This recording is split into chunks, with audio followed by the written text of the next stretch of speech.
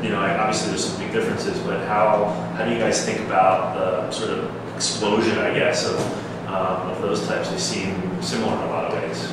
I think, at some high levels there are similarities, right? I suppose the similarities are part of the sort of reinvention of e-commerce.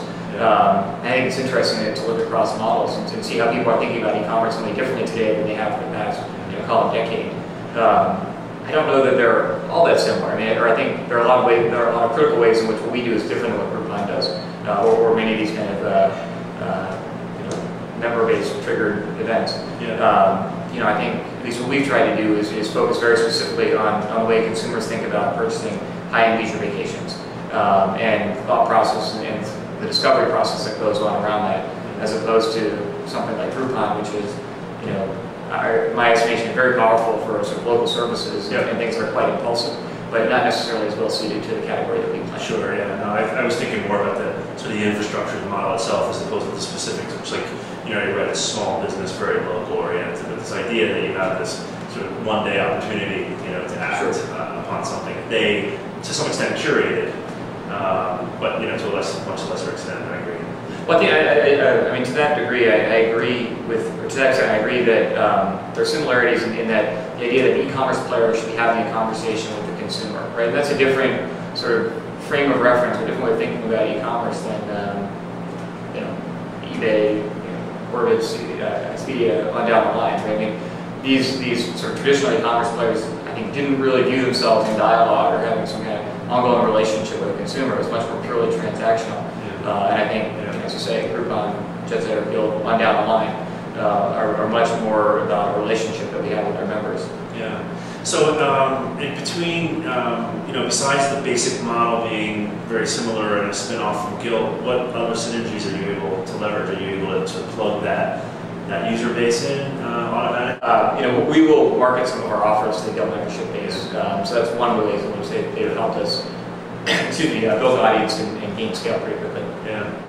So is the other main way from, sort of your background being you were headed in internet marketing at Kayak, right? So it was all more about going out to the web and, the search engines. Is that sort of kind of how you see finding the people that you're looking for? Is it evident? I think we play a little bit of a different game, in some of the same ways that things like Kayak are very mass market and very focused around sort of acquiring any customer at the right price.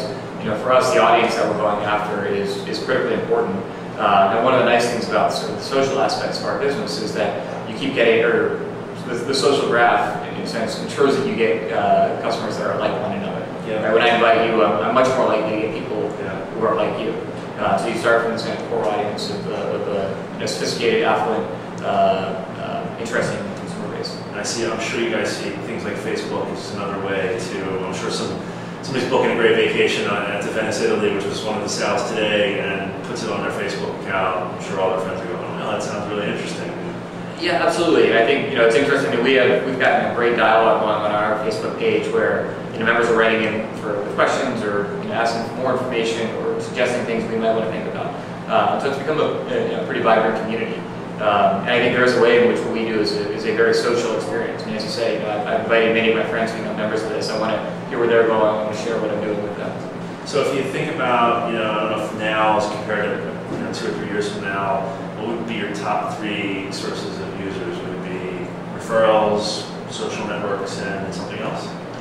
One of the other things we've done is put together some partnerships that have been pretty powerful. We have a relationship with Condé Nast Traveler, for example, where they're helping us put together some of the sales. And one of the ideas that we have is we curate different sales. We help introduce travelers to things that we think would be interesting. They have helped us by curating some of our sales and also introducing their readership to what we're doing. So I think partnerships like that, where you've got strong brand affinity, where the voice and the interests match up well, is a good way for us to expand our audience.